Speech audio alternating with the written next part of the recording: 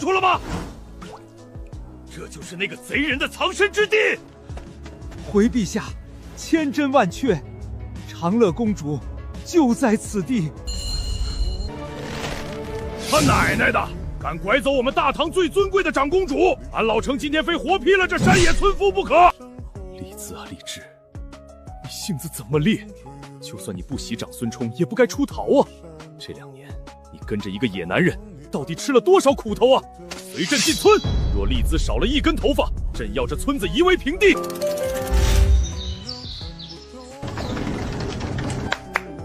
呼，大功告成！嘿嘿，小家伙们，爹这融合了顶级微墨加机关术的 V8发动机版摇篮呢，舒服吧？只要发条上足，全自动摇一整晚。必属精品！不枉我这2年把神医机关武学全学了个遍，这老婆孩子热炕头的隐居生活简直爽翻天啊！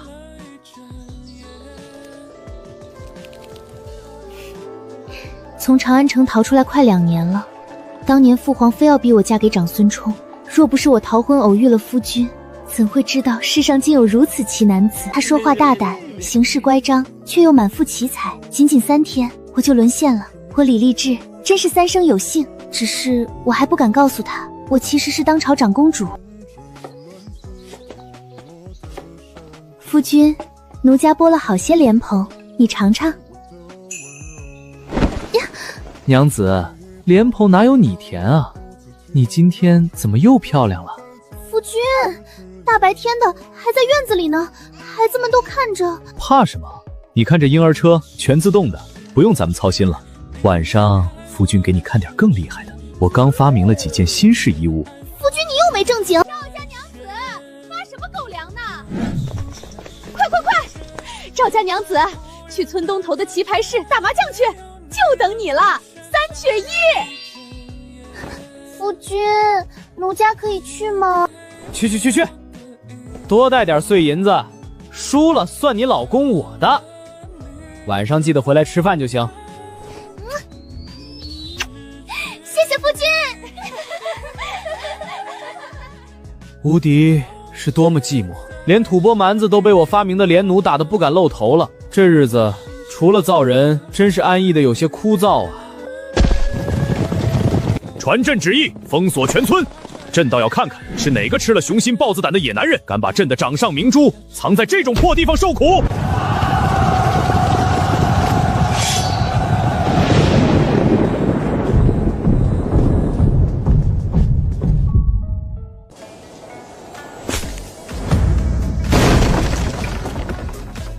好大的胆子！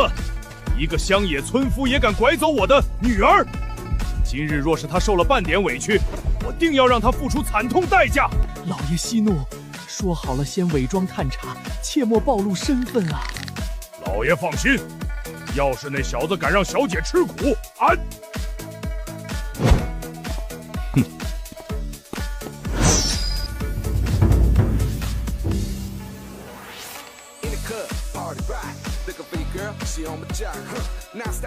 哟，3位衍生啊！外乡来的客商，好水喝的。朕乃堂堂大唐天子，就这普普通通毫无贵气的乡巴佬，配做朕的女婿？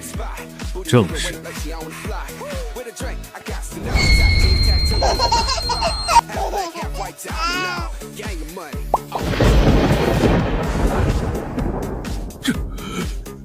这是你的孩子！1台3个。长乐，我这就喜当老爷了。原来如此，恭喜小郎君，贺喜小郎君！嗨，客气啥？看你们风尘仆仆的，进屋，我请你们吃火锅。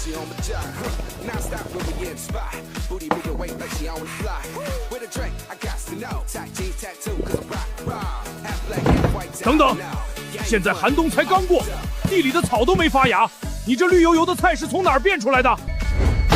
这违背天时之物，你从何得来？瞧你们没见过世面的样子。有个叫温室大棚的东西，听过没？简单的很，有了它，一年四季绿叶菜不断。我们村家家户户天天吃，吃不完的直接喂猪啊！什么喂猪？暴殄天物啊！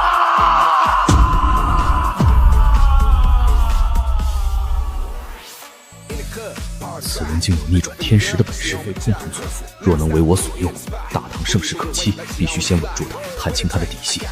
小郎君，实不相瞒，我们其实是外地来的大粮商，本来是想进村看看有没有余粮可收。啊，你们是收粮食的？哎呀，你们可算来对地方了，来对地方了。啊，怎么是要收粮食？很好。唉，旧粮还没吃完，新粮又下来了，粮食全都堆在仓库里，快他妈放发霉，放烂了！你他妈在逗我！你当今百姓能吃上一口饱饭就谢天谢地了，你这村里的粮食烂在仓库里！小郎君，你可万万不能戏言。你们这村到底存有多少余粮？具体没细算，反正100万斤总是有的吧。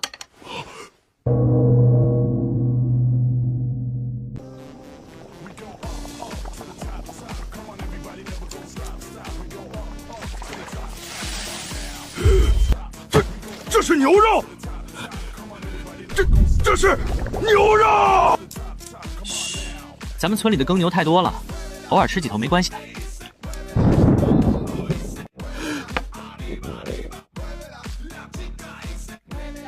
太多！你可知私宰耕牛是死罪？怎么可能还会太多？你小子唬我们吧！是啊，我发明了好几种新农具，不消半日就能耕好几亩田。我不信，绝对不可能！一天2亩顶天了，你们想累死耕牛吗？绝无可能！先吃火锅啊，吃完了带你们去看新农具。对了，你们之前不是问粮食吗？想要收多少，我们就卖多少。天下百姓难以果腹，若是真的，那一次战争的消耗乃至天下灾民都有救了。你搞出这么多名堂，就不怕被官员发现？山高皇帝远，就算是李二发现了，咱也不怕呀。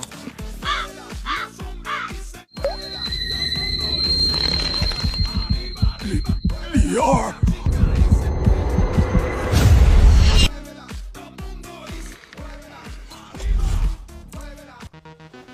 小兄弟，你一口一个李二，就不怕当今圣上知道了，治你个大不敬的死罪？他管天管地，还能管到我这山沟里？他就算真来了，我随便给他点好处，保准他不治我的罪，还得谢谢我呢。这又是什么？为何我从未瞧见过？那是土豆，算你们走运。这东西哪怕是皇宫里那位，也绝对没吃过。这土豆亩产多少？多的时候3000多斤吧。没开玩笑吧？3000多斤？那是多的时候。吓老夫一跳，老夫就说嘛，怎么可能？少的时候也就1000多斤吧。多少？赵小友，此物可耐寒耐旱，若是种在我大唐关中贫瘠之地，也能有这般收成。随便种，见养活得很。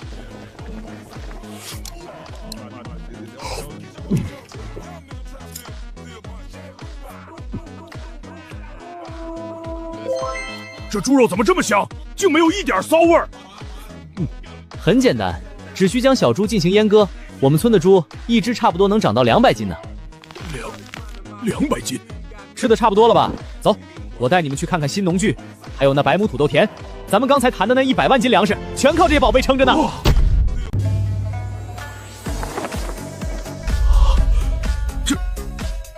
这就是你说的神物所在，温室大棚。我还以为是什么金银琉璃造的仙阁呢，搞了半天就是用几块白布蒙起来的棚子嘛。公子，你这也太故弄玄虚了吧？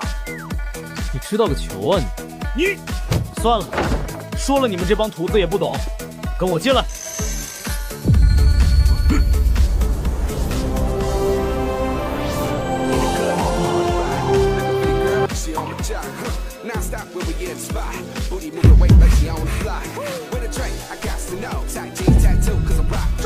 真的？我老程怕不是眼花了吧？啊！真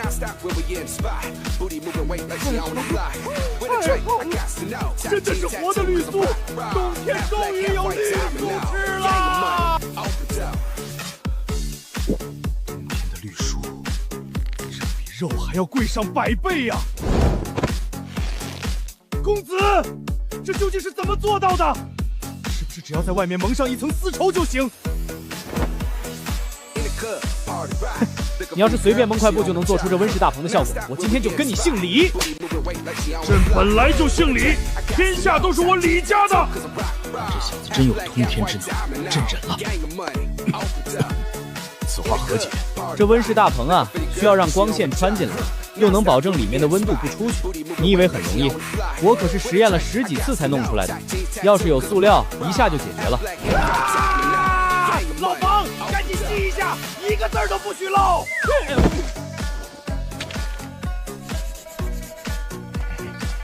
公子能麻烦再说一遍吗？塑料究竟是何物？现在的化学水平连起步都达不到，更别说塑料了。跟上吧，里面好东西多着呢。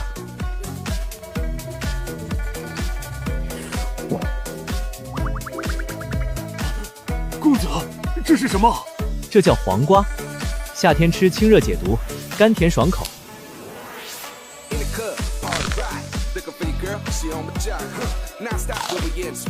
嘎嘣脆！这黄瓜甘甜无比，带着汁液，竟然是一种我从未吃过的全新蔬菜。好，公子，这个水果我也全包了。哎妈呀，这味道贼好！老李，你看这个，这叫翻酸甜甜，酸酸的，拿西红柿炒鸡蛋，再加上面条。果然是酸酸甜甜，人间极品。赶紧跟上老程，愣着干嘛呢？别弄坏了公子的宝贝。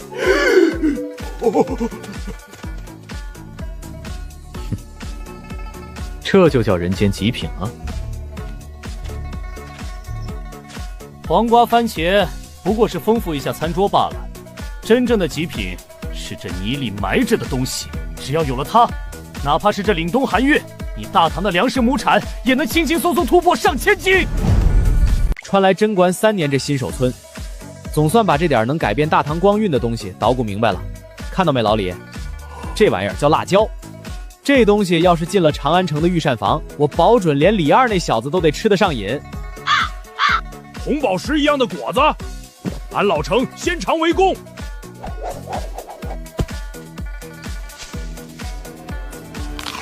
哎，那个不能直接吃。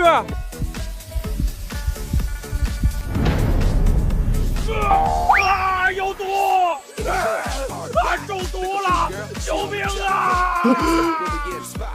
赵公子，这果子真有剧毒！毒个屁呀！这是极辣的调味品，谁家好人空口嚼朝天椒啊？那边有水桶，赶紧灌水！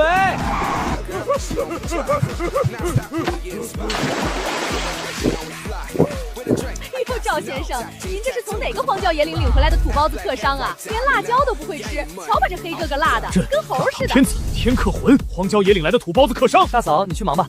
这3位是外地来的粮商，没见过世面。怎么样，老李？我这大棚里的菜，你想要点什么？赵公子，若是大唐百姓冬日都能吃上这等绿蔬，我全都要，行不行？老李胃口挺大，不怕撑着。赵公子，这冬日种菜的温室大棚之术，关乎天下苍生，不知可否传授于我们？赵公子，我知道此等奇术贵若珍宝，必是不传之秘。你放心，只要你肯教，我必有重谢。这是一把削铁如泥的绝世宝剑，实不相瞒，乃是当今圣上御赐之物，以此换你大棚之术，如何？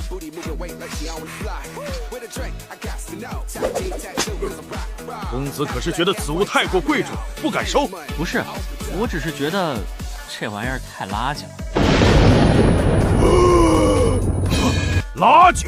这可是圣上御赐百炼金刚，你敢说它垃圾？不信？行，前面就是王铁匠的铺子，跟本公子来，今天给你们这帮土包子开开眼界。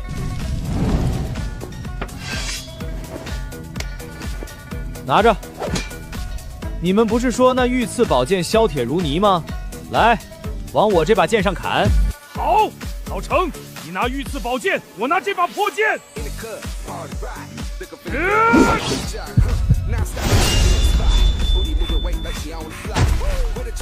我今天是倒了8辈子血霉了，先是被辣椒辣去半命，现在连御赐宝剑都给干断了。回去陛下不得扒了俺的皮呀！不可能，皇家宝剑被一把村头铁匠打的剑崩断了。你那把御赐宝剑也还算凑合，竟然把我这把剑崩出了个米粒大的缺口。对不住赵先生，这把剑我偷懒把摆断的，保证连个印子都不留。现在知道为啥刚才大嫂说你们是没见过世面的土包子了吧？店家，此等神仙锻造法可是祖传秘方。哪祖传的？这不都是赵先生教我的吗？是老李我有眼无珠，还请先生教我。老李你干嘛？别学李二那套动不动就让人弯腰。我教老王的叫改良版锻钢法，通过烧炼使铁参碳，这才是真正的优质钢。先生真乃大才，有了此法，我大唐军队战必将鹏之术，只要您开口，我老李倾尽家财必为您办。想要这两样逆天的技术，我只有一个条件，我要见你们的皇帝李二。我说老李啊，就你说的那个什么入朝为官，别说区一个官职了，就算李二那个小子现在把皇位让给我，我都干不了。你竟然连官都不尝试，还敢直呼圣上名讳？赵先生，你有温室大棚和锻钢这些神技，入朝为官才能造福天下，而且能有事啊！我不过认识皇亲国戚的，只要你点头，朝廷6部你随便挑。错，大错特错！就拿李二来跟我比，我告诉你，他除了名头响点，什么都比不上我。吃的没我好，睡得没我香，玩的更没我花。我放着神仙过日子不过，去给他打工，我当个屁的官啊！但朕想贵为天子，天下毫无敬归阵势，岂能真的连一口饭、一杯酒都比不落他？行了，别搁这画大饼了。陛下，这次希望是真的嫌弃朝廷。这到底是哪里冒出来的妖孽？真是个异类。子子有大才，我老成认了。但他说陛下什么都不如他，我老成第一个不服。邵先生，等一下，按照您教的补充法，新酒酿出来了。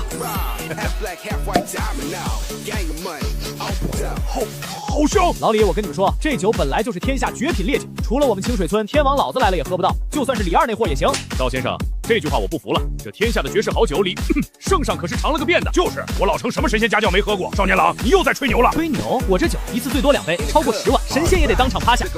放倒我！我老成1000杯不对10万，能奈我何？不敢。行啊，10万不倒，这坛酒送你。难道倒了呢？要是我没倒，你就把酿造秘方给我了。成交。倒酒，够劲儿，够冲，好酒啊！少年郎，看好了，放不倒我。不急，还有6万。赵先生，你这回算了，老成却长出了名的千杯不醉。哈哈哈哈！老夫我是不是千杯不醉？老成。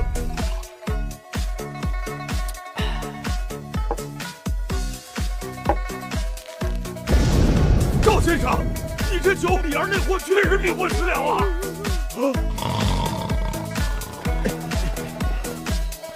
赵先生，你这酒的秘方能不能……老李啊，做人不能太贪心。我加钱。赵先生，听说村里还有什么客栈、学校，还有什么我们没见过的？多了，走吧，带你们长长见识。健身啊，经常锻炼身体，保持身体健康。老李，别小看这些东西，村里的老头老太太天天练功，腰不酸腿不痛，个个能活到80岁。哼，这比你家李二天天吃山珍海味、蹭御膳房的补药都管用。我的酒才是真神仙，懂吗？如果是要然敢保持身体健康，赵先生，我敢断议，你这种所谓的健身方法一点用都没有。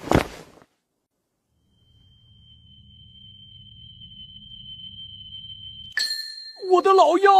赵先生，刚才那酒确实邪门，我老李服气。哼，然强身健体之道，我却不服。你看那人挂在木杆子上晃荡，还有那个趴在地上王八样的，哼，这跟什么锻炼？不如我教他们一套军中长拳，那才叫管用。军中长拳？老李啊，你一个倒腾粮食的，口气倒是不小。老孙老刘，过来接客啦！喏，这城里来的粮商说要教你们健身。老头子，我健身1年半，引体向上，欢迎不喘气儿也能做35，这身子骨虚成这样，教我什么？掌柜的，要不咱别比了吧，这清水村处处透着邪门。比？为什么不比？我南征北战，还能被2个老孙看扁了？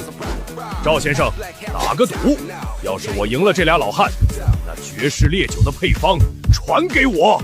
有了那酒，我商队伙计过冬就不会冻死了。行，赢了，酒方白送你。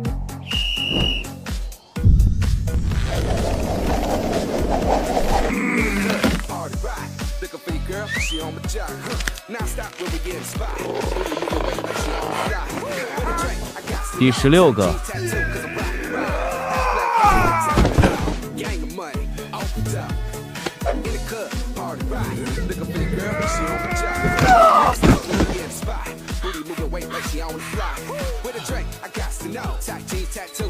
这到底是什么邪术？发生如此简单的动作，竟然这么难！因为这是练肌肉的极限训练。诚实告诉你，这只是我给下面强身健体的简化版，可以用完整版放在军队里，打造出特种兵。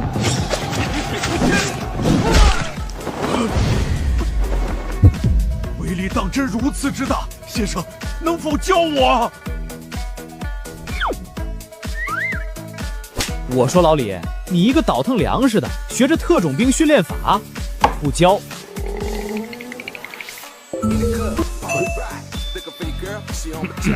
小学，想必就是乡野私塾吧？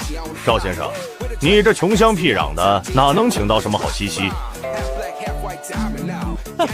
哟，老房不服气是吧？行，铁柱、二妮儿过来。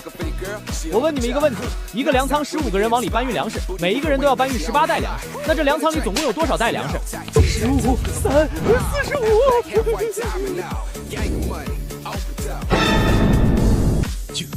瞬间犀利诀。听题：1户农户1亩地收9袋粮食，30亩地一共收多少袋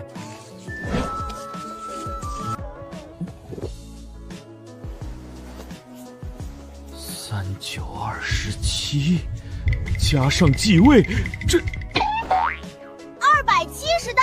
哟，老房，你不是吹牛说自己还能教当今太子吗？怎么，我这随便一道题，你连小学生的计算速度都跟不上？这不可能，老夫怎会不如志同？小娃娃，这些奇怪的数列是什么？数式计算呀，你们老师没教你们吗？老李，你个做粮食生意的，就别跟着凑算术的热闹了。反正你平时收粮记账也用不上这么高级的算法。叔叔，背熟99乘法表，一下就能算出来了呀。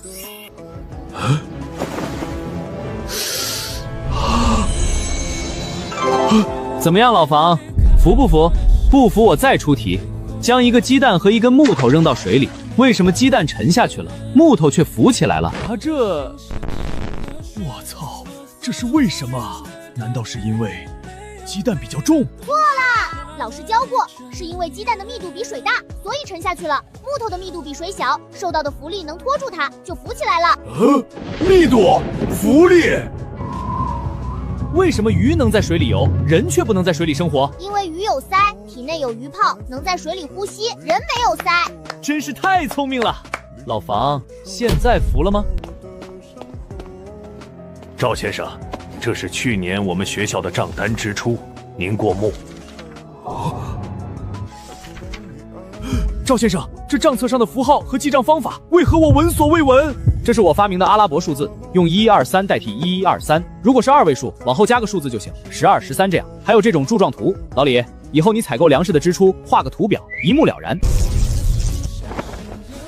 这种简化画版的数字，若能推广全国，记账将不再是难题。我是彻底服气了。账册没问题，走，我带你们进学堂里转转，看看孩子们上课。日照香炉生紫烟，遥看瀑布挂前川，飞流直下3000尺，疑是银河落九赵先生，可知这诗是何人所作？不才，正是在下所作。也只有先生这等旷世奇才，才能做出此等千古绝句。这里普及自然科学，后期还会加入物理和化学。掌握了这些原理，迟早有一天，我们能造出火箭，送人类上天。上天？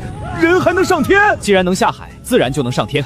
先生教的这些东西，我活了半辈子闻所未闻，今日真是开了眼界了。这学堂办得太好了，您为何会想到要办学？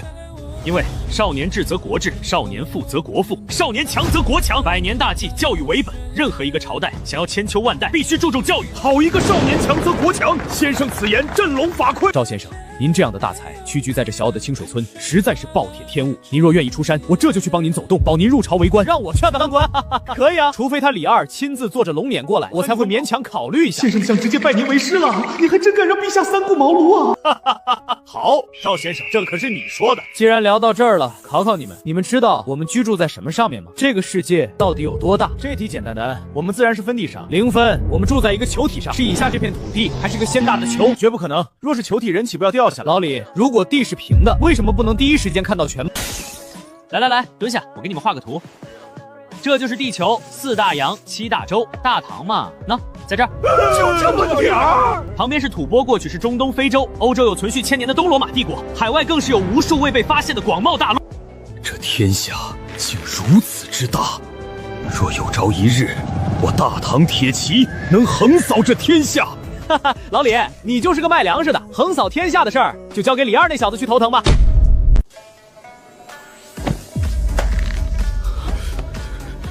听先生一席话，我老李才知道什么是坐井观天。世界之大，竟还能如此。赵先生，您刚才说的那种新式学堂教的东西，真能秒杀当朝挪子剑？废话，那可是领先现在不知道多少个版本的东西。那这种办学，岂不是可以彻底打破世家对知识的垄断，抑制世家大族？教育本来就能解决阶级固化，这不是常识吗？可如大唐人才，基本全武器宗等世家门阀捏在手里啊。那就改良科举啊，1年1次，不限门第出身，最后再加个殿试。什么是殿试？就是让长安城里李二那小子亲自当考官面试呗，自己选拔天子门生，除了文举，再搞个武举，专门选拔寒门文武双管齐下，世家算个屁！先生直呼朕的门卫，倒也新奇。只是这一口一个李二小子，听着实在别扭。这不要面子的吗？先生大才，殿试之法简直绝妙。那关于科举的具体内容和规章还有吗？我说老李，你一个倒卖粮食的商贾，成天闲吃萝卜淡操心干嘛？这种国家大事让李二去头疼就行了。咋的？想造反啊？没有，我老李绝对是大大的良民。既然不造反，就少打。而且我刚才说的科举，对付世家勉勉强强吧，还是比不上高考。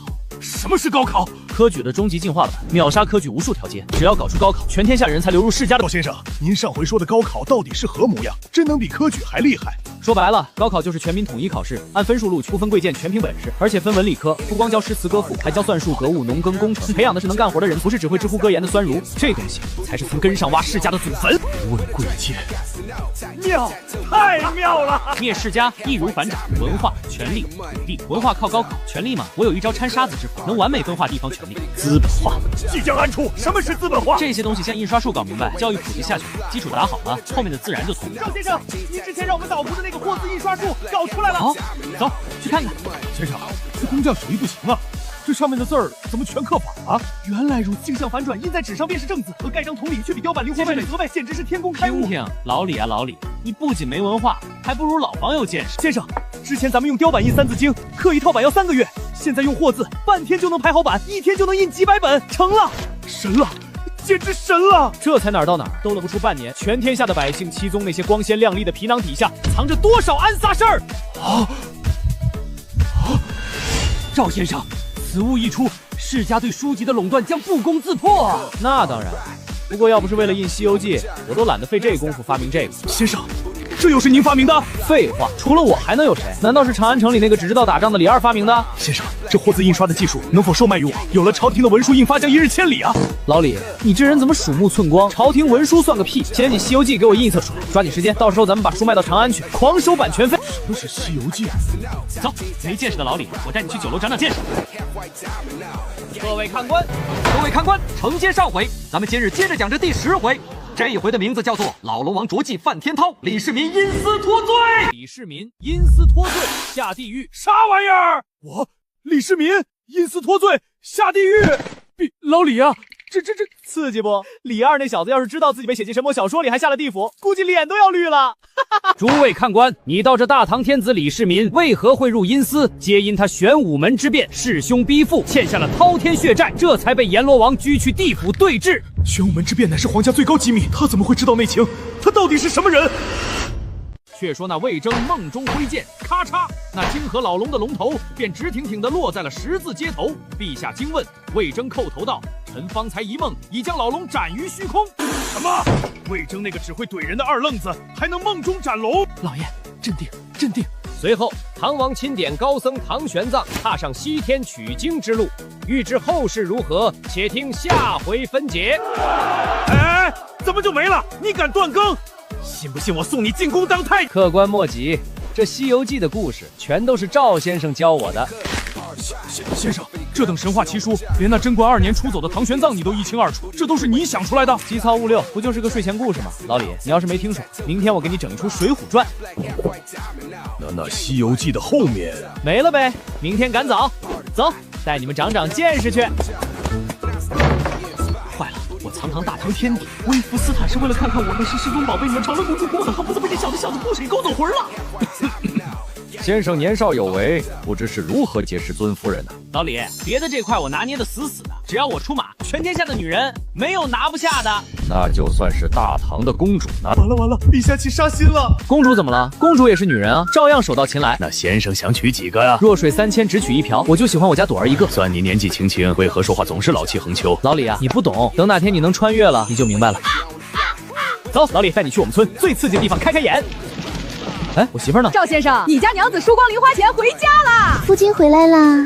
这败家娘们儿，老李玩两把都警告你，在这儿容易输的连底裤都不剩。我老李什么大风大浪没见过？老房上桌，3个7带1张5，跑了，拿钱。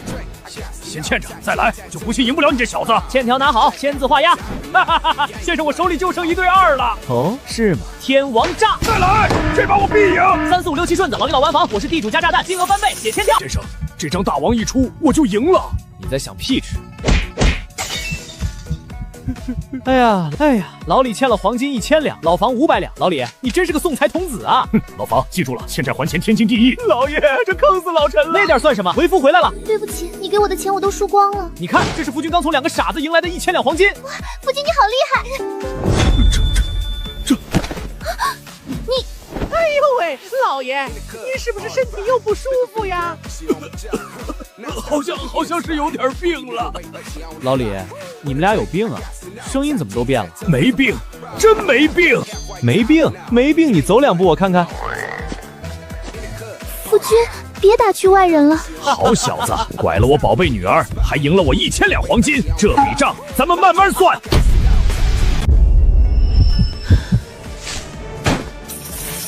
这2个长安来的土财主，天天赖在我家蹭吃蹭喝，还不知道我老婆就是大唐陶坤出来的贵族千金吧？哎，不用送了，老李老房，我家晚上可不留客吃饭，赶紧走。为什么呀，赵先生？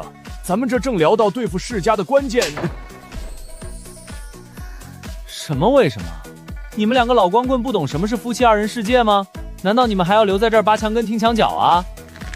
这臭小子，要不是看在他今天弄出的这些神物份上，真恨不得一巴掌拍死这个便宜女婿。夫君，别乱说。听见没？我娘子嫌你们碍事了，我们这就走。赵先生，我们明日再来拜访。好了，朵儿，现在是我们的2人世界了。真没想到，他不仅过得好，还给朕找了个这么不可思议的女婿。陛下，温室大棚土豆货字印刷，此子之才简直是治国安邦的神器呀！朕现在甚至怀疑，要能得他倾心相授，得到解决世家的方法，朕的大唐将成就万世基业。陛下，你给40万，我们几天在这里住下，慢慢套他的话。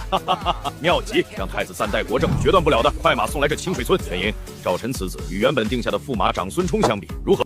长孙冲背后可是国舅长孙无忌，陛下这么问，分明是要为了赵臣悔婚啊！回陛下，赵臣乃在世鬼才，长孙冲与之相比，犹如萤火比之皓月。好，就算得罪长孙无忌，朕也绝不让这颗明珠蒙尘。老李那家伙看着人模狗样，今天非拉着我问怎么对付世家大族。那夫君怎么说？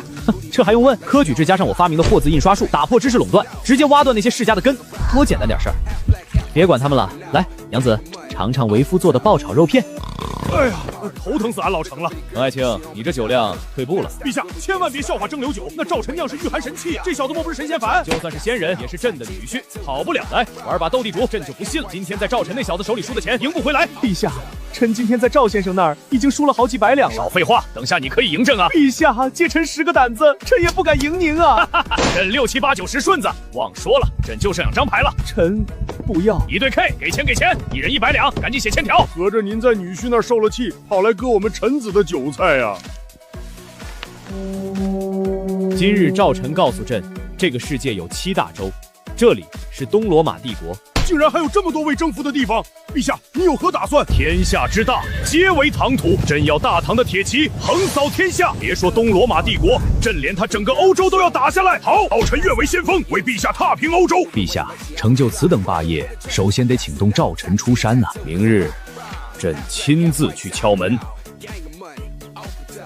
娘子，醒了。一日之计在于晨，这大好时光，正适合咱们做点晨间运动啊。夫君，大白天的不太好吧？祖宗，你真是你爹我的活祖宗啊！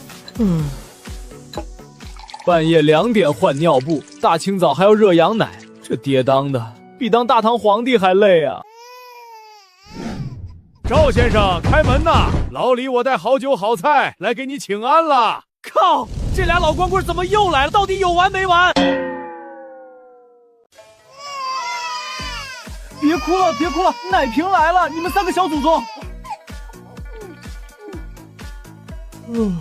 总算安静了。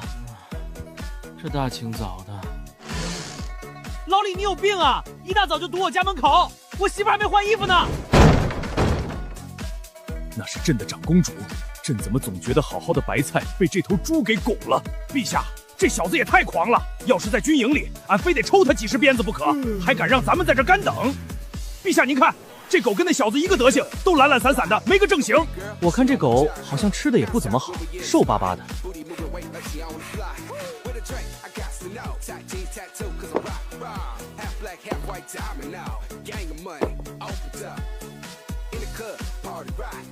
这是在赏我们？老成，很好笑吗？回陛下，不好笑。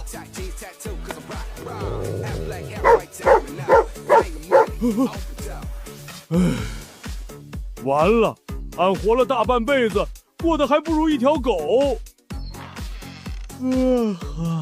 我说你们3个一大早就堵我家门口，不知道扰人清梦是要遭雷劈的，我还想多睡会儿呢。赵先生，太阳都晒屁股了，该起了。我有赖巢综合症，再说了，我本来还要做晨日运动呢，全被你们3个搅和了。先生，何谓晨日运动？可是和先生之前教我们的健身之法一样。老房啊，你都一把年纪了，这事儿就别打听了。这晨日运动是年轻人才能享受的，你这身子骨扛不住。行了，别在门口站着了。你们吃早饭了没？吃过了。没空跟你玩，自己一边玩去。那你们先进来坐，我先吃个早饭，顺便刷个。先生，这又是个啥新鲜玩意儿？看着怪稀奇的。牙刷啊，你们平时不刷牙的，食物残渣留在牙缝里会烂牙牙痛，到时候疼起来饭都吃不了。难怪昨儿啃鸡腿疼得睡不着。原来如此，原来这就是刷牙，回头俺也得弄一个试试。老黑，你凑这么近干嘛？还跟风学我？先生，你这牙刷上沾的白花花的东西是啥呀？盐啊，还能是啥？什么？盐？什么？我操你干嘛？嗓门这么大，我耳膜都快被你震破了。老爷，细盐是细盐啊，一点苦味涩味都没有的顶级细盐。真的一点苦涩味都没有，雪白雪白的，连一点杂质看不出。老爷，陛下，这盐点的品质比皇宫里的贡品贡盐还要好上100倍1000倍啊！我说你们3个疯了，能不能先让我刷完牙？我这嘴还全是咸味呢。嫌这盐到底是从哪里来的？我自己做的啊。行了，先把木盒给我，我牙还没刷完呢。不给，先生，你这简直是暴殄天物！你知道这细盐百姓家一辈子都吃不上一口啊，就连皇宫里也只有陛下和几位娘娘能用上，你竟然拿这么好的细盐刷牙！靠，老黑你有病啊！这种盐我家里足足有3大，你想要等下自己进去拿就是了，抢我的干嘛？3大缸。你们要干什么？找到了！天啊，全是细盐，一点杂质都没有，全是。这何止是3大缸，单这1缸就够整个长安城用上许久了。先生，我为方才的失礼向您道歉，实在是您这戏言太过震撼，我们3人失态了。正常，你们没见过什么世面，我能理解。俺可是卢国公啊，旁边一个是皇帝，一个是宰相。敢问先生，这等绝世戏言，您究竟是如何制作出来的？先生，这盐怎么能白成这样，一点苦腥味都没有？先生，我行走天下数十年，见过皇宫里最好的贡品之盐，都不及您这盐的1/1000。是啊，先生，这细盐若是流入市面，别说寻常百姓，就连皇族都得抢破头。老李啊，你不是个粮商吗？怎么粮食生意做腻了，又打起我食盐的主意了？我是先生，我家老爷虽是主营粮食，但生意做得广，怪不得有关系就是好。做买卖都比别人路子宽。先生，您这制盐的法子能不能卖给我？价钱您随便开，绝不还价。卖可以，我把制盐方法教给你，你去制盐售卖，我要分成收费，每赚一笔钱，我要4成的分红。没问题，完全没问题。先生，您只要4成太少了，我给您6成。老李，你这人还挺实在，我只要算和皇族有交情，做军队的盐点生意，各处官府要打点，朝廷要抽税，哪样不要钱？制盐，现在百姓再也不用吃带路的醋，边境军队战力直接翻倍。这先生简直是天降地师。法子嘛，签了白纸黑字的合同，按了手印，我再一字不差的交给你。没问题，就按先生说的办。我明日就让人把拟好的合同送过来，保准让先生满意。夫君，早饭做好了。辛苦朵儿了。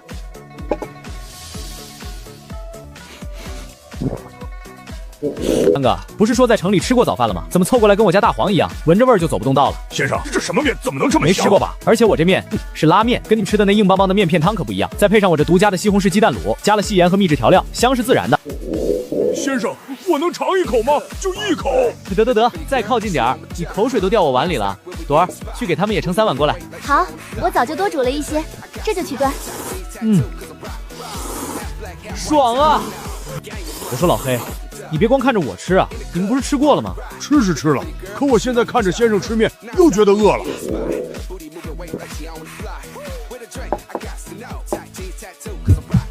好吃，太好吃了！真是饿死鬼投胎，老黑，你这也太夸张了。先生，你碗里还有鸡蛋，我这没有了，要不你把那咬了一半的鸡蛋给我呗？我这都咬过了，吃剩下的。没关系，我不嫌弃。我嫌弃啊！一碗家常，用莲子精到滑腿，出道时活这兆年，从没吃过这么好吃的面。不知道了吧？你们吃的那叫什么面？根本就不叫面。想让面筋道，必须按比例加盐加水，反复揉捏搓打，最后反复拉制，这样做出来的面才够劲儿。不是吧，老黑，你这就吃完了？先生，还能再来一碗不？老黑，你真是一头牛啊！一碗小小的面条，竟有这么多讲究。废话，治大国如烹小文，听过没？那自然听过，出自老子的《道道经》。哟，还有点文化，不错。其实不管是煮面还是治国，道理都是通的，都得讲究方式方法。哦，先生此言怎讲？老爷，您让你的合同我们送过来了。先生，您看一下这合同，要是有哪里不满意，我们当场改。条款没问题，回头按了手印就算定下来了。先生，您刚才做粮食生意，还机灵详下，见多了百姓穷苦，实在想不通，怎么才能让家家户都富起来？这还不简单，让百姓谁有钱，日子过得富裕了，国家自然就强了。你想啊，百姓手里有钱了，才有购买力，才会去买各种东西，吃的、穿的、用的，买的人多了，商家就会想办法多生产改良产品，各种新的技术、新的农具，自然就会被发明出来，整个社会生产力不就提上去了？先生此言真是振聋华聩，我大唐向来重农抑商，却从未流通，竟有如此大用。这先生简直是天降的地师，短短几句话就把治国的本说透了。道理很简单，只是你们当局者迷罢了。那我再问你们，想带动百姓经济，让大家都先做什么？第一，先轻徭薄赋，鼓励耕种。那难道是开矿，多挖点金银铜铁？都不对，记住了，想致富，先修路。修路？对，就是修路。你想啊，如果路修好了，交通方便了，我这院子里种的菜、养的鸡、制的盐，1天之内做出卖的就好，我自然就能赚钱。不只是我，村里的百姓种的粮食、蔬菜、养的牲畜，都能快速运到城里卖，不用再担心路远烂在路上，家家户户都能多赚钱，这不就富起来了？再说朝廷这边，路修通了，朝廷的旨意是不是能更快更准地传到百姓耳朵里？原来圣旨只能传到州府大城市，现在路修到村里，能直接到每个百姓耳朵里，中间的官员命令想歪曲旨意，欺上瞒下都没机会。先生一语中的，老夫佩服。这些年各地官员阳奉，若是路修通了，这个难题直接迎刃而解。还有更重要的，朝廷的旨意都是有时效性的，比如皇帝下了一道鼓励春耕的圣旨，结果路上走了2、3个月，传到村里都5、6月份了，秧都插完了，这圣旨还有什么用？行了啊，老黑，瞧瞧你这点出息，一碗面而已，至于把碗都舔出火星子了？的确挺没出息的。赵先生，今天去不去田地里啊？初春了，该插秧了，正好试试你教我们做的那个曲园梨。行，我这就去，正好看看效果怎么样。不瞒您说，我做粮食生意最看重的就是种子和耕种之法，正好开开眼界。放心，我这曲圈梨保准让你大开眼界。我的女儿啊，真是好白菜被猪拱了。走吧，去田里。赵先生，您来了。是啊，大伙儿忙着呢。可不是嘛，今年的秧苗格外好，等我把这亩田犁完，就准备插秧了。还是先生您教的曲园梨好用，不然哪能这么快？老张，稍等一下，敢问你这梨是何物？怎么和我们平常见的植园梨完全不一样？这梨的梨摇是弯的，梨货的角度也能调，这比现在的植园神梨强太多了。老张，能不能先停下，让我们好好看看这梨？没问题，几位想看就尽管看，这都是赵先生教我们做的。这梨太不一般了。那肯定的，我们都叫它曲园梨。我用这梨，一个人1头牛，1个上午就能耕上3亩田，轻松的很。什么？1个上午3亩田？对啊，这曲原离可好用了，调转方向特别方便，省力的很，就算是妇女都能扶着离干活。什么？一个上午3亩田，还是一个人1头牛？这要是全大唐都用上这曲原离10倍，大唐的粮仓再也不会空了。就算是闹灾荒，也不怕百姓没饭吃了。这赵晨哪里是个普通的种田先生，他是上天赐给我大唐的定国之宝啊！先生大才，仅凭这一架曲原离就可造福万民，功在千秋。老夫佩服。先生，你这梨也太牛了，老程我服了。赵先生，您这几位朋友比我们第一次见这曲原离的时候还震惊呢。老李，你不是做粮食生意的吗？这曲原离能不能让你大开眼界？先生大才，是李某有眼不识泰山，梨何止是大开眼界，简直是颠覆认知。若是天下百姓都能用上这梨，那真是大唐之幸。这梨，我要了啊！你们求我没用啊？对，钱管够，这梨我们今天必须带走。价钱不是问题，我出市价20倍，只求张梨的完整技法。你们求我没用啊？这梨是村里按户分的，想要去村中心领图纸就行，家家户户都有，不花钱。你说什么？这梨竟不是独一份，全村都有？那当然，这梨是我们赵先生发明的，照着他给的图纸，全村铁匠铺一起打了上百张。我们村现在家家都用这个。唉，穿越到真狂3年，果然到哪都像黑夜里的萤火虫。先生，这曲原木当真是你发明的？唉，昨天就跟你们说过，我这人没别的本事，就爱搞点小发明。你们怎么不长记性？难道除了我之外，还有别人能造出这东西？你们3个真是让我很失望啊！先生，这梨到底改了啥地方，能这么好使？俺老程耕了半辈子地，从没见过这么劲儿的梨。很简单，2核心改动：第一，长直圆改短虚圆，掉头转弯灵活，还省了1半牛力，哪怕只有1头牛也能轻松耕地。第二，加了离表好土深涧，入土翻土碎土一步到位，阻力减了大半，还能精耕细作。我亲自试试。驾！先生大才，此物若是推广至全大唐，天下百姓再无耕地难、耕牛缺之苦。先生想要什么赏数，只要我李某人能办到，绝无二话。老李，你这生意做得还挺广，食盐粮食都做，现在连农具生意都要插一脚。没错，只要是利国利民的好东西，我什么都做。赵先生，这梨的图纸你肯割爱吗？行，没问题。回头我把完整图纸给你，你找人照着做就行，不用给我钱，就当交个朋友。多谢先生，我替天下百姓谢过先生。老房，你说实话，这赵先生真不是天上下凡的仙人，从昨天到现在就没有他不会的东西。现在你知道陛下为何迟迟不亮身份了吧？这位赵先生深不可测，民间驸马，陛下跟那求学者似的。来了，天大地大，这位先生怕是要比公主还先占了陛下的心。先生又来了。那是什么？这玩意儿自己会种地？楼车，犁完地播种用的。这播种效率如何？1日1亩地不是问题。下面3个开沟器，开沟下种覆土整压一步到位，不用人弯腰撒种，不用人跟着覆土，省时省力，还能控制播种间距，出苗率翻1倍。怎么，李兄要不要试试？老程，你去。好嘞，太方便了，真的太方便了。这玩意儿比人工撒种强100倍。往年播种要全家老小齐上阵，现在1个人1头牛就全干了。一户农家耕种2户就能省出10几天的农时，多出来的时间能多开半亩荒地。全国算下来，1年能多垦100万亩田，多收1000万担。这哪里是农具，这是大唐的国运啊！绝配，曲原离配这牛车，简直是天作之合。有了这2样东西，大唐的粮食必然能迎来暴涨。唉，又疯了2个，不就是个小小的曲原离和楼车吗？至于这么惊讶？哪天我把火车造出来，你老李不得直接吓得上天？是太大惊喜了。这楼车，别说了，我知道你想要。老规矩，和金岩一样，图纸我给你，后续你推广出去，赚了钱分我3成就行。好啊，别说3成，5成我都愿意。先生，要是全天下的百姓都能用得上这曲原离和楼车，天总你还能轻松了太多。怎么不见你自己下田耕地啊？这些东西都是我发明的，消耗粮食量翻了好几倍。你双拼的事儿，我何怪学问的铁劲儿？那是自然，连这么图纸和技术，他们每年动个粮食，哪里需要亲自下田？老李，怪不得你能当一家之主，得还是你懂。你这就觉得厉害了？这还算难的，真要简单，到时候1个人开着拖拉机，直接一下碾过去，田就犁完了。收割也一样，开着收割机，1天能收10几亩地。敢问先生，什么是拖拉机？什么都轻松割机，多少钱？我买，我全买了。你想买也没得，科技树还没点到呢，知道不？科技树那又是什么玩意？说了你也不懂。反正现在不可能造出来，要想真做到那一步，首先得让全国百姓生活富足，建科学实验室，全面推进学科内燃技，那个时候才差不多。先生放心，他妈的，我这里是有科技树，可没材料啊。系统就给了点种子，橡胶还得去东南亚抢。先生，接下来我们去哪儿？去看看我种的农作物吧，还有小麦、对，还有土豆。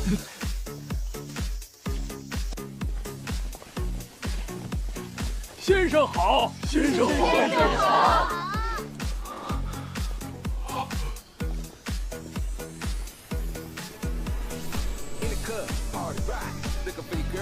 若是全天下的百姓都能过上这样的日子，那就好了。他们一定会过上这样的日子，一定。这才只是开始呢，真正的好东西在那边。先生，这山上土地贫瘠，光照也不如山下，种庄稼长势可不好啊！你怎么还开垦了这么多地？所以这山上基本种的都是土豆。土豆，就是先生你说的亩产几千斤，能让天下百姓再也不挨饿的土豆。不然呢？